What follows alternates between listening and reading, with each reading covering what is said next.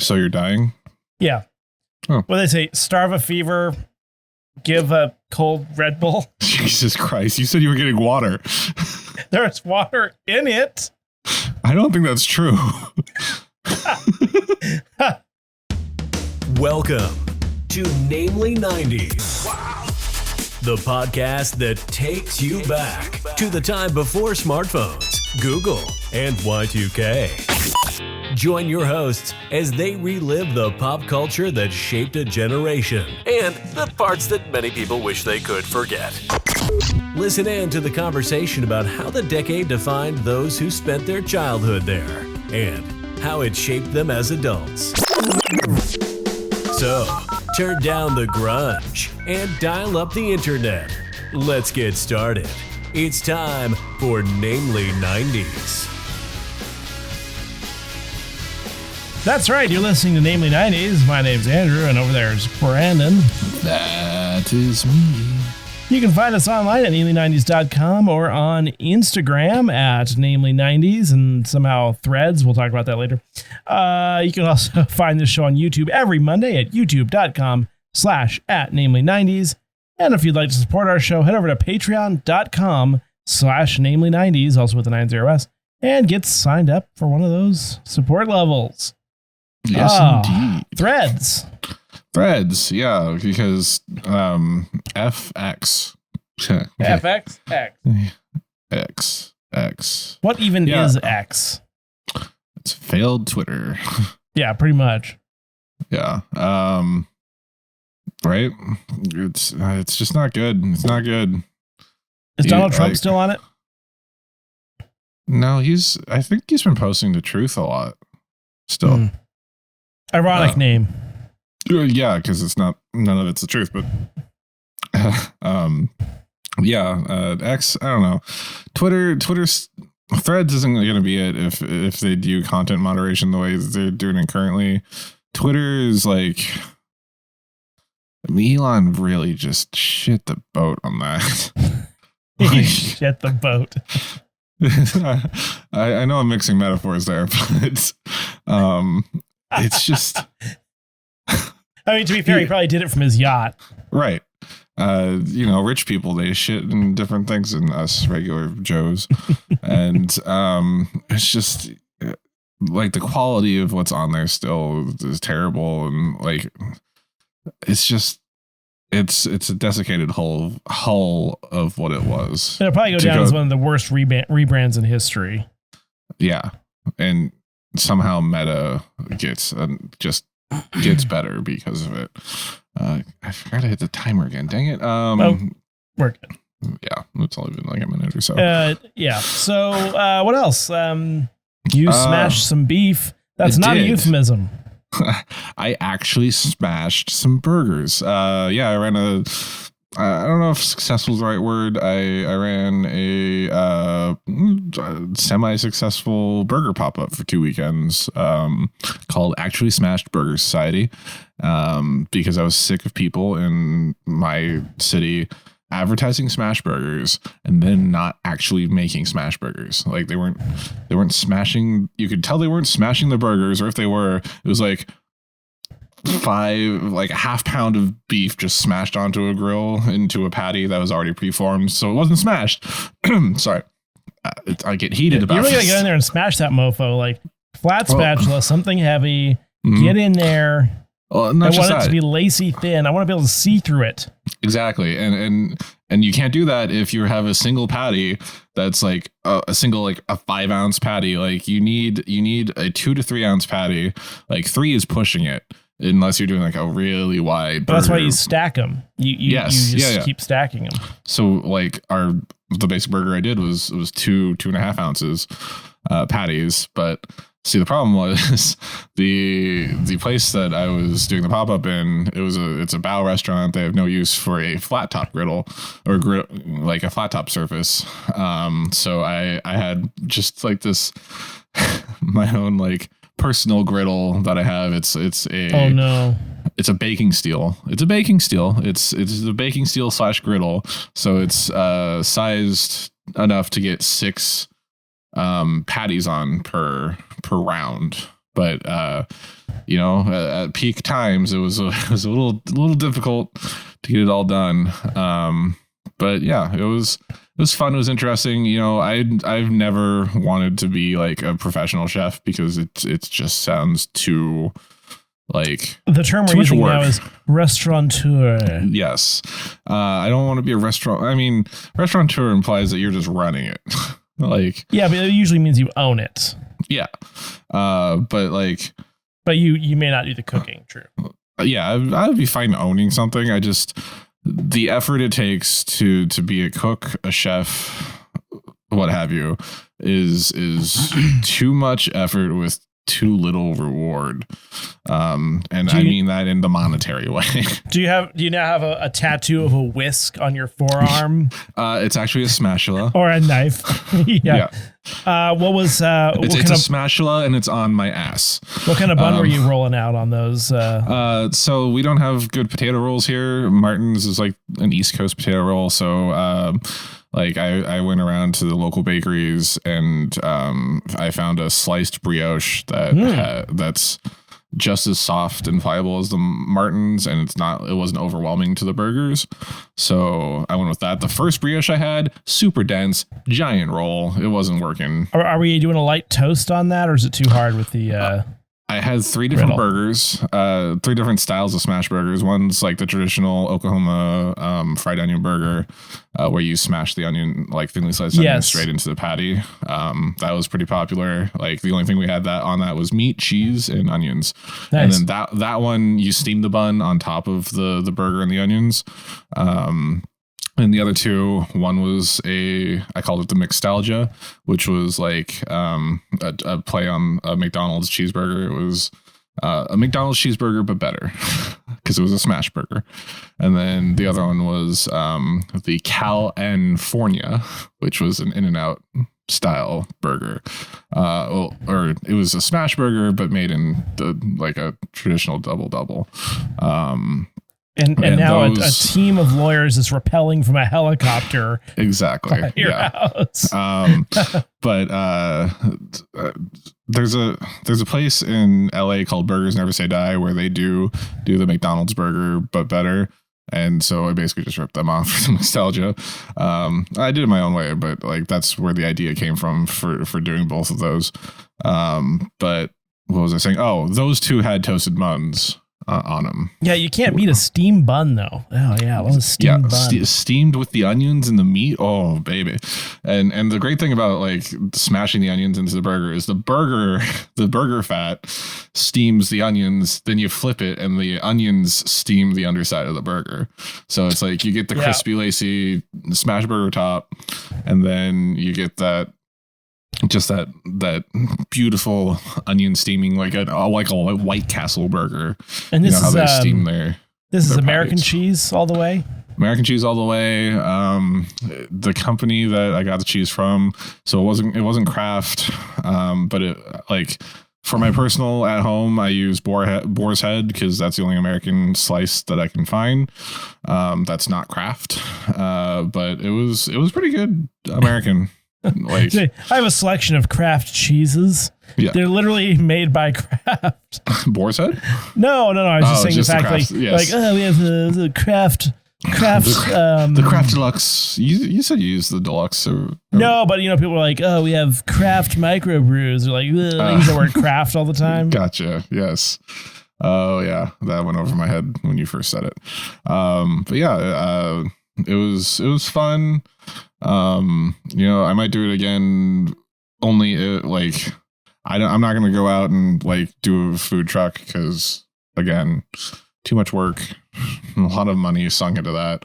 Like I wouldn't have been able to survive with the margins if I didn't have like a very generous offer to do this from my friends at the restaurant they were at. They were just taking vacation for 2 weeks and they didn't want their place to go unused.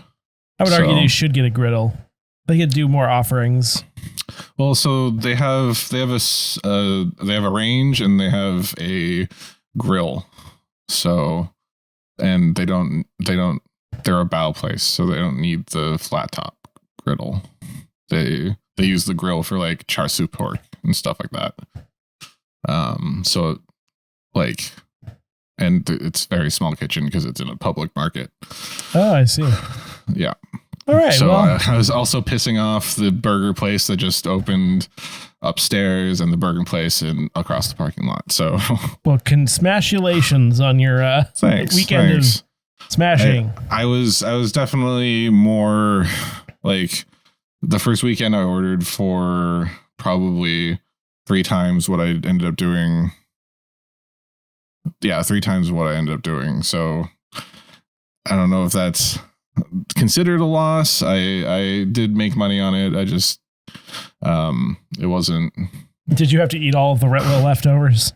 No, there was a lot of waste, unfortunately. I probably used about 2/3 of what I ordered. Well, unless you do it regularly, it's hard to really plan for exact numbers. Yeah, exactly. And not having advertisement other than like I just did like this guerrilla marketing for 2 weeks on Instagram of like memes, and you hired a guy in a gorilla suit to go around. Exactly. Knock on doors, pound the pavement. I'm going for like creepy not Darius Fontaine, Chris Fromage from Grand Theft Auto, the Epsilon group, Darius Fontaine is a liar and a cheat. Join the Epsilon program, Kiflam, brother. So like I went for like, we are the Burger Society, join us. And people responded. People love a good cult. Exactly. That's what I was going for in my responses. And then I got to be cheeky and be like, thank you for getting actually smashed and stuff like that. Also, at one point, I was going to not have burger be in the title. So it would have been an ASS burger. But I decided against that. Wow. Yeah. All right. Well, if you want more of these great burger stories, hey, punch the subscribe button on your app of choice, YouTube. For Namely Foods. Namely 90s. YouTube, Deezer, if that's still a thing, anything, iPhone. I think we still have a good following on Deezer, weirdly enough. But punch it. Yes, punch it, Chewy. There it is. There we go. Because if you read the episode description, we're talking special editions today. Not like, special editions of a Pokemon card. No, we're talking about special editions of Star Wars. For those of you not familiar with Star Wars, it's a cultural phenomenon. We don't have to really recant the tale of the film. You've probably seen it at least once in your lifetime. If Andrew's seen it, you've probably seen it. That's correct. So it was originally released in 1977. It made Mark Hamill, Carrie Fisher, and Harrison Ford kind of household names. I don't know if at least Harrison Ford a superstar. Carrie Fisher and Mark Hamill not. Yeah, making much. A face, which is great for podcasting, but yeah, okay, they're famous, but I don't think they were that like their careers weren't like spectacular afterward. Right. Exactly that. Mark Hamill went on to do a lot of voice acting, and he was just recently in some show about Vikings, I think, but he was a Joker in the animated series of Batman, and Carrie Fisher did a lot of drugs. This year we're celebrating the 40th anniversary of Return of the Jedi. I don't know if you knew that. That's the 3rd movie. And yeah, this was all created by one George Lucas, and Star Wars grossed $410 million worldwide during its initial run, which surpassed Jaws as the highest grossing film until E.T. came out. It's E.T. the Extraterrestrial. When adjusted for inflation, Star Wars is the 2nd highest grossing film in North America behind Gone with the Wind, and the 4th highest grossing film of all time. And at this point, I'm going to switch over to calling Star Wars, the first film, A New Hope. It built an industry of tie-in products, including novels, comics, video games, amusement park attractions, and merchandise, including toys, games, and clothing, and became one of the first 25 films selected by the U.S. Library of Congress for preservation in the National Film Registry in 1989. Hey, that's when I was born.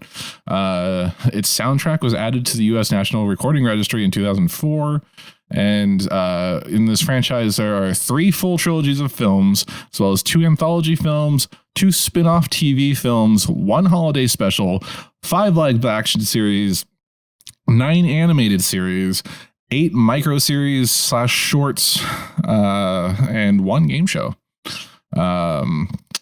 And Lucasfilm and the Star Wars brand was purchased by Disney in 2012. I don't know if you remember that, but across the franchise, it's made over $10 billion at the box office, which is kind of impressive. That's a lot. Why does George Lucas look like Michael McDonald? Because when you're old and you get fat and you have in the a beard, 80s, they look kind of similar too.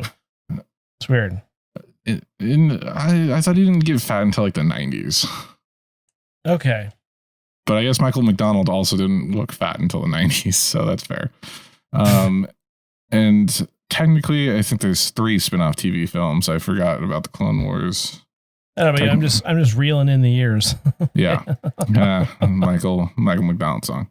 But back in 1997, because it's a 90s podcast after all, there were only the original trilogy film movies, a forgotten holiday special, 2 forgotten terrible 80s cartoons, and 2 made-for-TV Ewok films also left in the 80s. I didn't even know about these, like the 80s stuff or the holiday special until probably the late 2000s, early 2010s. And I'm a Star Wars fan. Right. In 1997, it was the 20th anniversary of the initial Star Wars movie releasing, and the brand was on a downslope, having its last movie released in 1983 and only continuing through the novels and what is now considered legend stories under the Disney reign, and the occasional video game and comic. And I guess the 80s stuff. But after the success of computer-generated visual effects in Jurassic Park, Lucas felt that it would be a good proof of concept for the upcoming prequel trilogy to use CG to remaster his films to reach his full artistic vision on them. As back in 1977, he was $2 million over budget by the time he finished the film and forced by the studio to make some artistic compromises. He also had been outspoken. You have a comment on that? No, I was just gonna say, yeah, I mean these movies series have like a lifespan.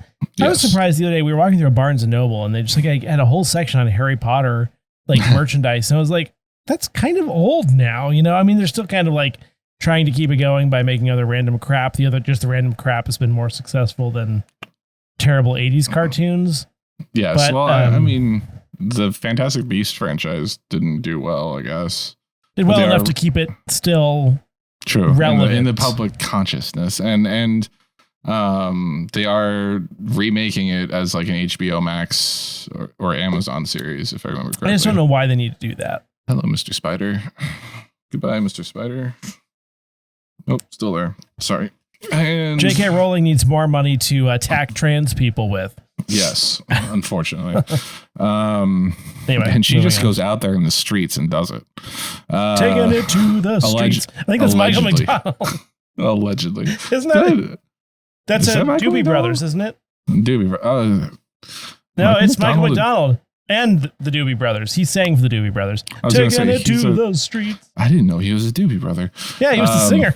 Oh my gosh, that blows my mind. It's all coming together. That is a great. That was awesome that you said she's taking it to the street. That was not planned, folks.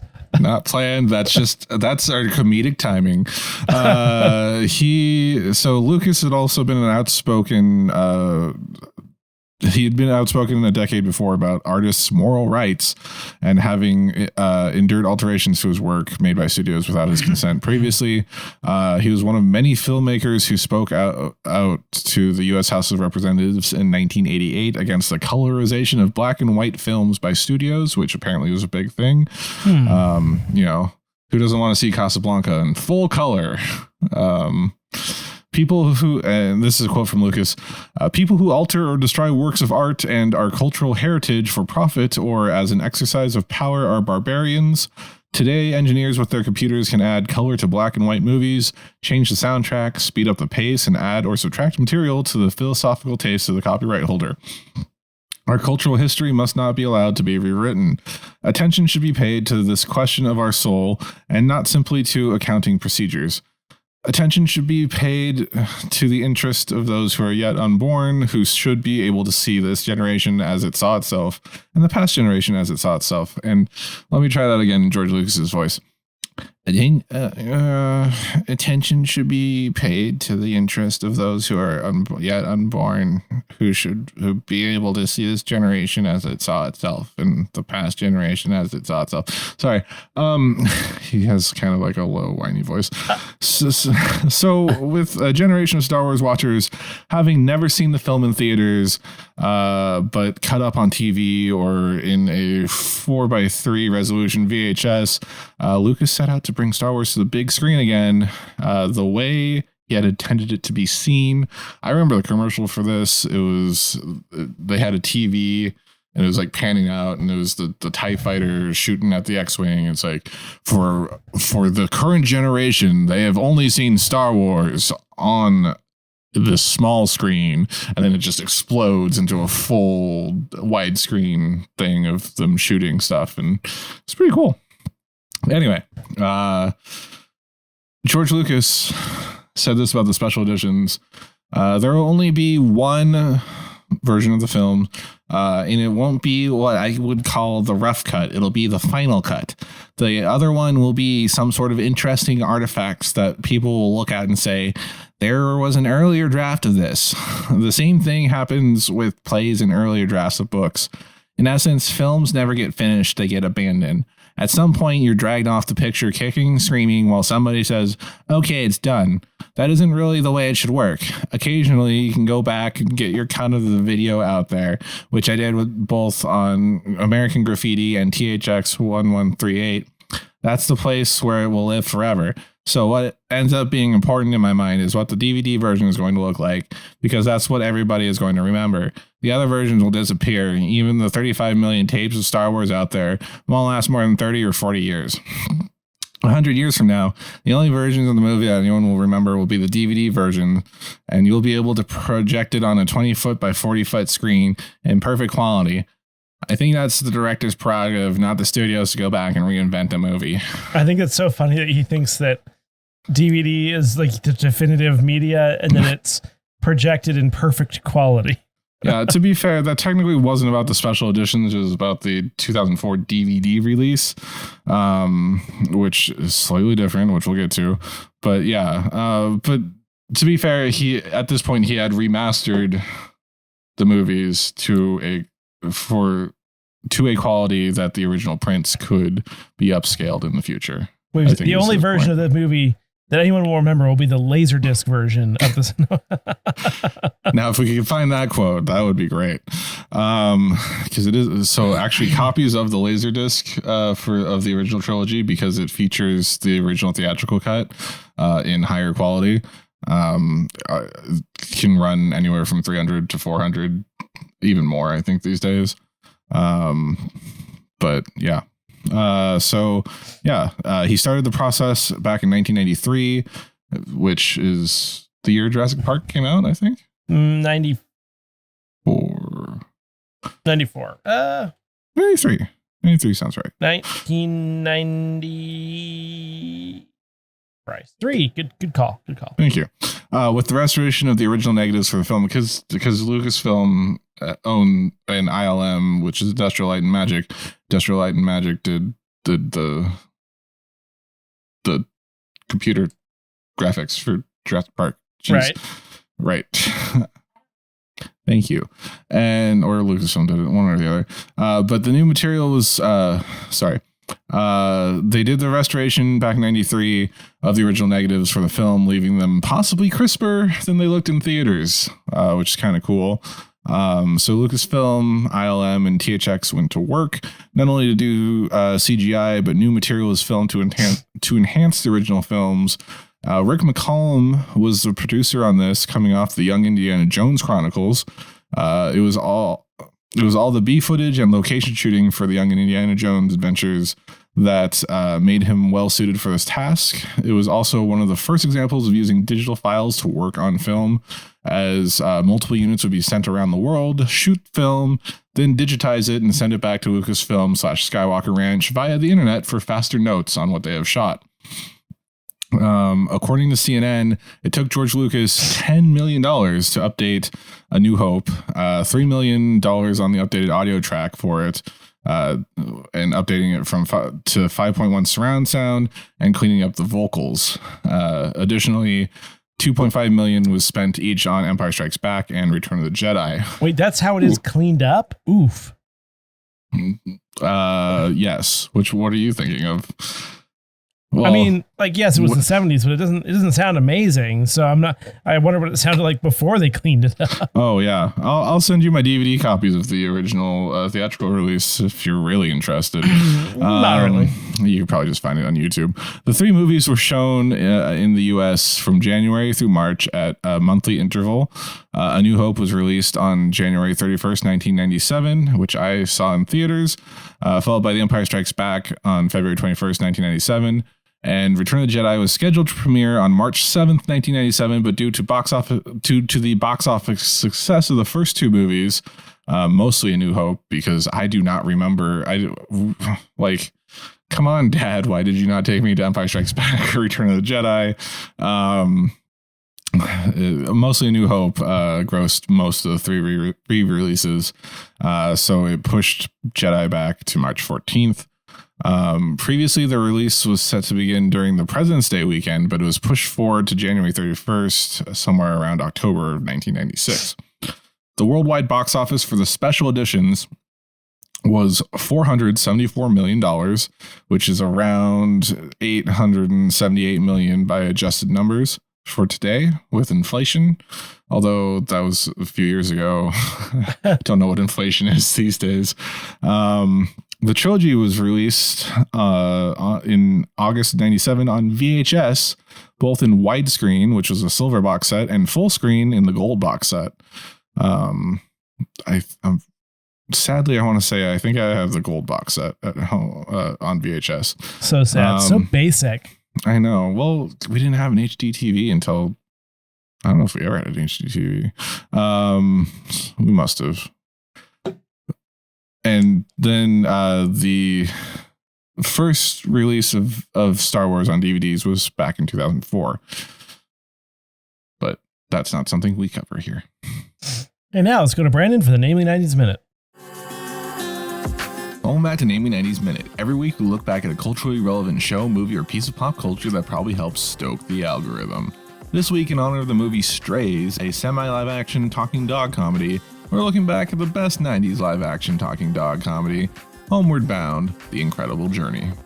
Homeward Bound: The Incredible Journey is a 1993 adventure comedy film and a remake of the 1963 film The Incredible Journey, based on a novel from 1961 with the same name. The film stars Marty McFly as the voice of Chance, an American bulldog, Art Swellen from Cocoon as the voice of Shadow, the golden retriever, the mom from Mrs. Doubtfire as the voice of Sassy, the Himalayan cat, Ted Stryker from Airplane, the voice of Kim Possible's mom, and Bart the bear, a literal famous acting bear. The story starts with narration from Chance, who is the pet of one of 3 siblings, the other 2 owning Shadow and Sassy. Chance is new to the family and doesn't want to befriend his owner or be a part of the family. The children's mother gets married to a new husband, causing the family to move to San Francisco temporarily, and they leave their pets at a ranch. Not a euphemism. The owner of the ranch goes on a cattle drive and asks her neighbor to look after the pets, but the message gets lost, so the pets get neglected. Missing his owner, Shadow decides to set off for home, and the other 2 pets join him. They trek through the wilderness of the Sierra Nevadas and encounter many dangers, including bears. At one point, Sassy refuses to cross a river and then gets swept away and apparently dies by falling off a waterfall. The 2 dogs continue on as Sassy is nursed back to health by an old man, unbeknownst to them. The dogs encounter a mountain lion and use a seesaw trick to launch it over a cliff and into a river, and then Sassy rejoins the crew during their celebration. Chance gets quilled by a porcupine, and then they find a missing girl and lead a search party to her. The search party recognizes the trio from a missing poster, but the trio get spooked when Chance thinks they've been brought to a pound instead of a shelter, so they escape, with Sassy's help, after Chance gets the quills removed from his muzzle. Finally approaching their home, Shadow gets stuck in some mud and hurts himself, telling the other 2 to go on without him, and telling Chance he's passed on all of his wisdom to him. Chance doesn't want to give up on Shadow, but continues onward with Sassy. The two reunite with the family, and after a tense moment, Shadow comes limping over the hill to reunite with his human. The movie ends with Chance doing another voiceover about love, family, and... Do I smell food? And that's Homeward Bound, the incredible journey in a Namely 90s minute. More or less. And now, back to the show. All right. So what made the special editions special? This wasn't the first time George Lucas edited the movies, because technically he made changes to A New Hope over the course of its initial release in 1977, up through the first release and up through the first re-release in 1981.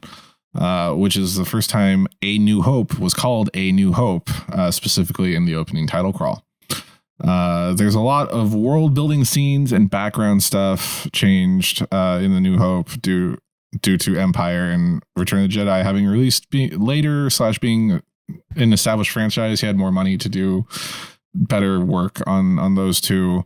But here are some of the notable differences across the franchise or the trilogy special editions. There's a bunch of dewbacks and extra stormtroopers. Yes. I think it's because of that South Park episode. Exactly. And extra stormtroopers are added to the Tatooine search for C-3PO and R2-D2. The dewbacks are the mounts that they're riding. They're kind of lizard looking things. The Sandcrawler was remodeled and remastered. The wide shots of Mos Eisley and pretty much all the Landspeeder shots are redone. You can even see Dash Rendar's Outrider takeoff, which was a tie-in to Shadows of the Empire multimedia event taking part in 1996.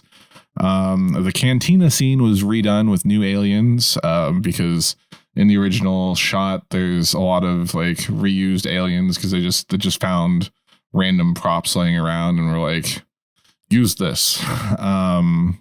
They added back a scene where Han talks to Jabba. Oh, sorry. Greedo shoots first before getting killed by Han Solo. Right. Before being killed in cold blood by Han Solo. Yep. More on that later. They added back a scene where Han talks to Jabba. So I almost did the Lando thing. Han talks to Jabba, adding a slim Jabba the Hutt, meant to imply that he gets fat and drug addicted by the time of Return of the Jedi. There's extra stormtroopers added to the scene where Han Solo. Han goes screaming after the stormtroopers in the Death Star and then runs into a whole squadron and then starts running away, screaming the other way. And the Death Star space fighting is done up a lot, including digital models of the X-Wings approaching the Death Star. And I'm pretty sure they redid the explosion at the end. In Empire Strikes Back Special Edition, they put they made a suit for the Wampa in the cave. This is the abominable snowman creature that attacks Luke in the beginning. Instead of looking like it's on a skateboard, there's an actual person puppeteering and attacking and eating things. They removed the black lines around all the snow speeders and other blue screen ships in the Battle of Hoth because back in the olden days, space fighting was fine because when you blue screen something on to something else back in the day, it kind of had like an obvious black line around it. So in this, they were able to remove that, so it looks cleaner. And then there's digitally rendered shots of the Falcon approaching Bespin, which is Cloud City, and all the hallways are given windows to see outside into the city. So it makes Cloud City feel less claustrophobic as they're walking through it. And finally, in Return of the Jedi Special Edition, they digitally recreated Jabba's sail barge for the like exterior shots when they were flying out to the Sarlacc pits. They gave the Sarlacc a beak, which people didn't like. And they redid the musical number in Jabba's palace because the initial puppet that they were going to do for the original music number couldn't move like it did in the CG. So this new number is called Jedi Rocks, and it introduced a new singer/creature, and way too many sexy aliens. Is this as good as the little dance in Gremlins 2? It's that's how it looked in the original scene. Yes. And then finally, the ending changed to include digital shots of Celebration around the galaxy, including 2 new locations never seen before on film, Naboo and Coruscant, which were featured heavily in The Phantom Menace. And this also meant changing the ending song from Yub Nub to Victory Celebration, which people don't like for some reason. They changed it to Celebrate by... Kool and the Gang. Yes, thank you. By Kool and the Gang. Is it cool? Celebrate good time. Come on. Or is that? Yeah, it's Kool and the Gang, yeah. Okay. Celebration. So there's a little bit of backlash to some of these changes. I'm sorry. Say again? Backlash. Okay, thank you. I heard backlash. Go back, you'll hear the same thing. Okay. And filter that out. George Lucas originally envisioned Han Solo as a straight-up scoundrel and cold-blooded killer, but as the series evolved and he ended up having more of a heart than he did in A New Hope, Lucas wanted to change it, which is why he wanted Han to shoot first in self-defense, quote-unquote, instead of cold blood in the special edition. And boy, did people get mad about that for some reason. Also, most egregiously in later editions, his head slides. Maybe it was in the first one. Maybe it was in this one. His head, like, you could physically see his head, like, slide to the left out of the way of the shot. Yub Nub, as I just mentioned, was the original ending song to Return of the Jedi.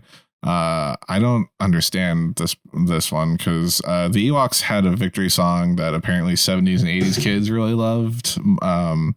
More than, which I think Victory Celebration is the better one. It's more orchestral. There's no weird chanting, and it's you don't hear people going Yub Nub.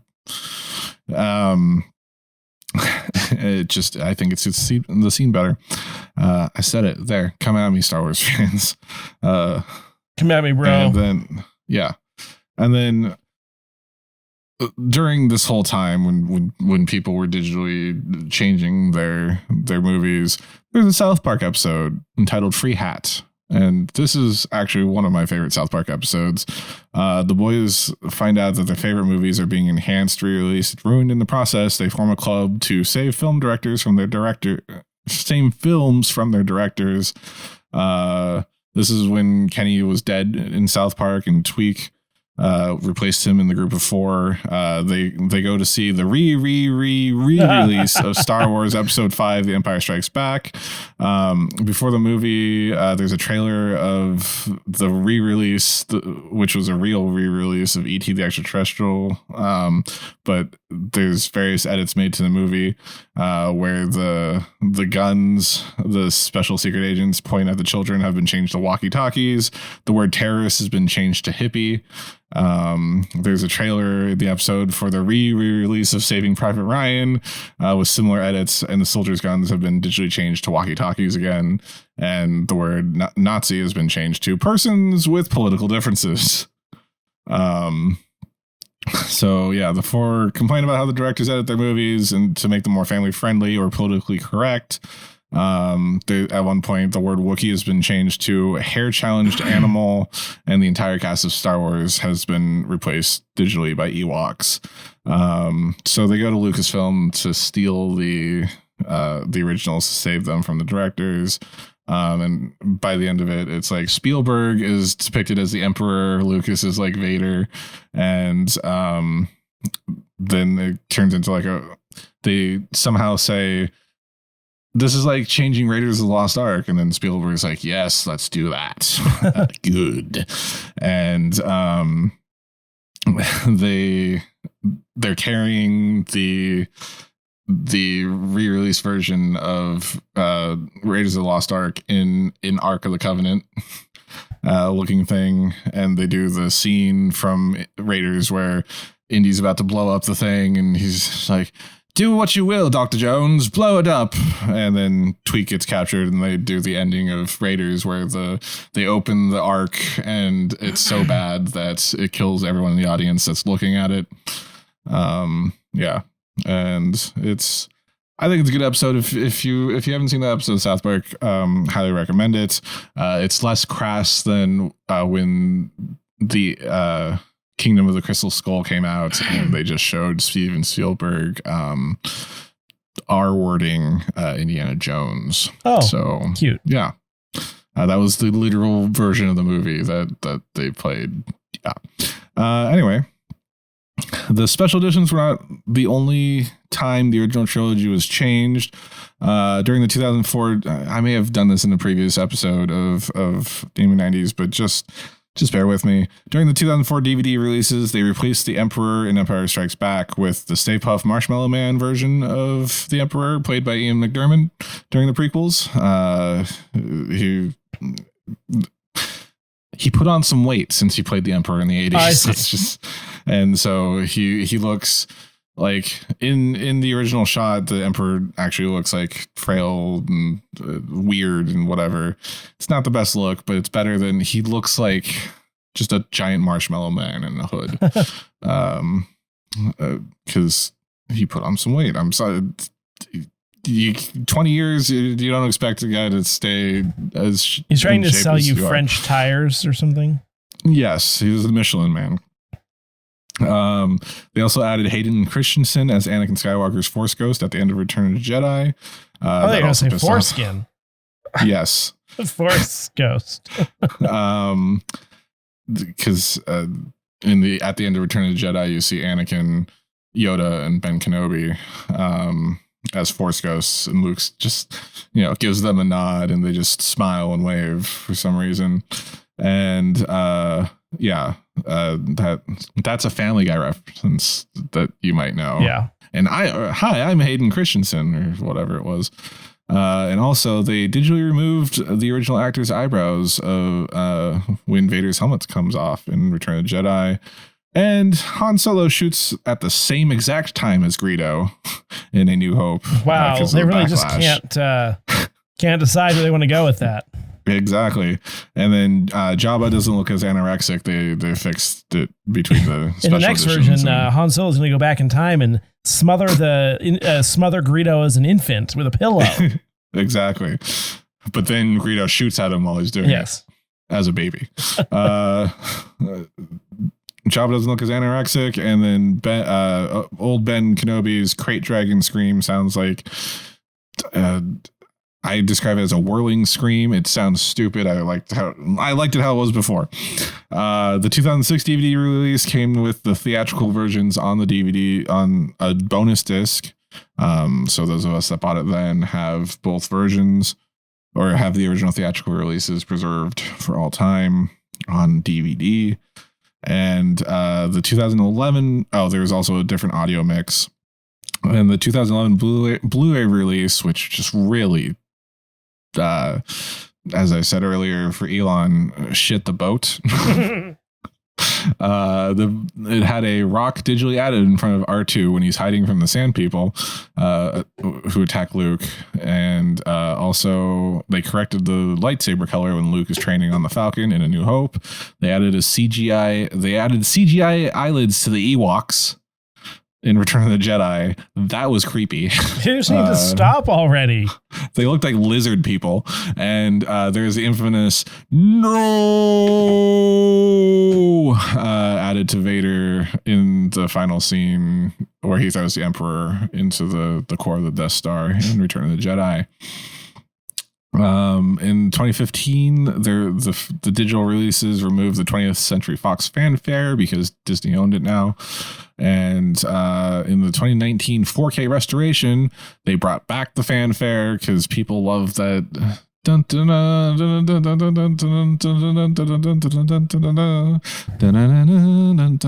now they're just called 20th Century Studios. Exactly. And then Greedo now says McClunky before shooting / getting shot by Han in A New Hope. What? McClunky! And then fires. And then gets killed by Han at the same time. And then there were additional minor cosmetic changes to all three. McClunky. Oh my God. And then, yeah, however you feel about the changes made to the original trilogy over the years, the special editions laid the groundwork for not only the prequel trilogy, but the longevity of Star Wars as a brand, and honestly, filmmaking in general. Unfortunately, the heavy reliance on CG to fix the problems led to Lucas using it as a crutch more and more during the prequels, to the extent that episode 2 and 3 were almost entirely shot on stage in front of a blue screen. This lack of reality wasn't great for the actors. Both Hayden Christensen and Ewan McGregor have been on record as describing their time on the prequels as hard to imagine what they were acting around. It's just all blue Yeah, stuff. it's just all make believe and pretend. Yeah, I get it. It's acting, but like... You can't interact with your environment. Like, exactly. You're in a vehicle. You're walking on a blue walkway over another blue walkway. This was rectified when they returned for the limited series Obi-Wan Kenobi on Disney Plus last year. And the heavy use of CG was also rallied against when Disney made the sequel trilogy. J.J. Abrams using as much practical sets as he could to replicate the real and lived-in world. Practical of the sets trilogy. and lens flare. And Yes, lack of steady cam. There was a lot, yeah.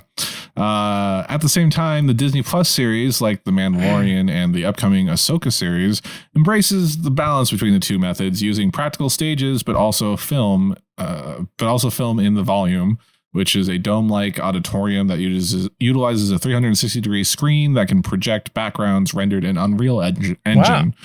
Yeah, it's kind of cool. That's Unreal. And I'm pretty sure Paramount built their own version of it now too, because they use it on the Star Trek. That's a paramount series. importance. So the special editions helped pave the way for a never-ending perfection of the Star Wars films while bringing the graphics up to a modern look, helping George Lucas bring the film closer to his original vision for the trilogy. For many Star Wars fans, what they remember of the original trilogy is now spread across different versions and releases, some preferring one release over all the others.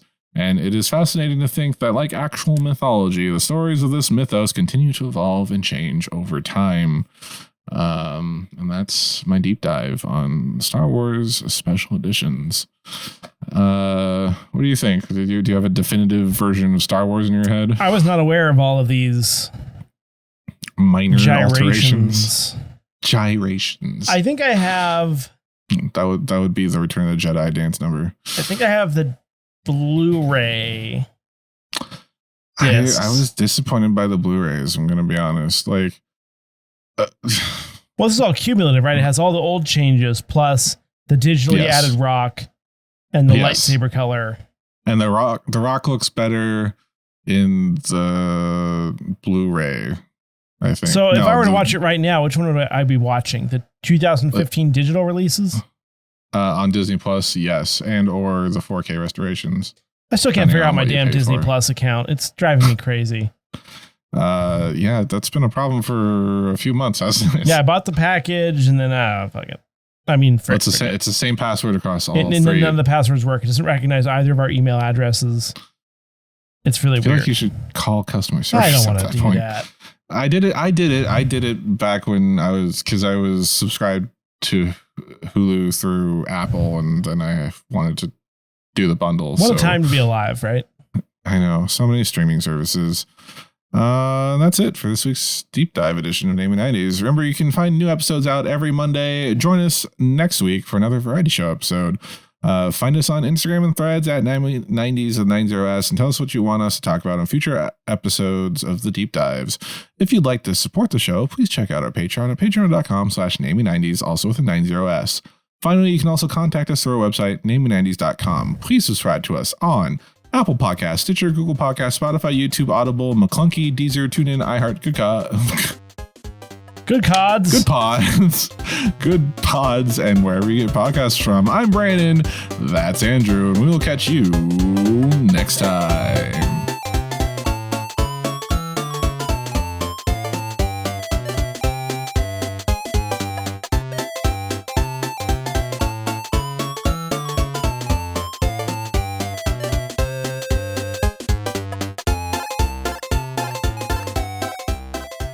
Taking it to the streets. McClunky.